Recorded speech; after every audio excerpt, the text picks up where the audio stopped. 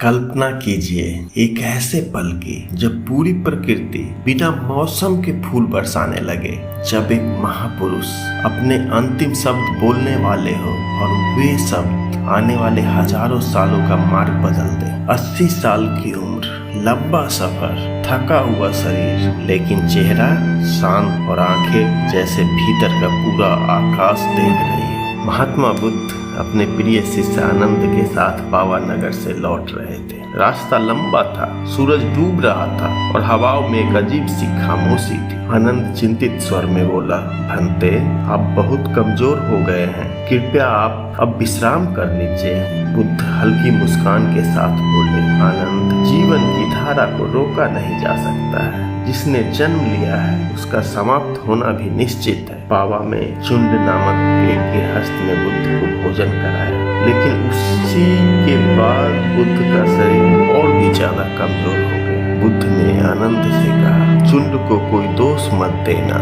उसका यह दान उतना ही पुण्यकारी है जितना मेरा पहला भिक्षा भोजन जब मैंने बुद्धत्व को पाया था। उसी नगर पहुंचकर बुद्ध ने साल के 2 वृक्षों के बीच आसन लगवाया। बुद्ध दाहिनी करवट लेट गए और तभी बिना मौसम के अचानक साल के फूल झड़ने लगे, मानो प्रकृति खुद विदाई दे रही है। तभी बुद्ध ने आनंद से कहा, आनंद, सब भिक्षुओं को बुला लो, मैं अंतिम बार कुछ कहना चाहता हूँ। सैकड़ों भिक्षु मौन बैठे थे और फिर बुद्ध के होठों से निकले हुए अंतिम शब्द, जिन्हें सुनने के लिए आज भी पूरी दुनिया लालायित है। बुद्ध ने शांत स्वर में कहा, हे भिक्षुओं, सब संयोजित वस्तुएं नाशवान है। सतर्कता और परिश्रम से अपना कल्याण करो। अपमदेना संपादेतना, सतर्क रहो, अपने लक्ष्य को साधो। रात गहराने लगी।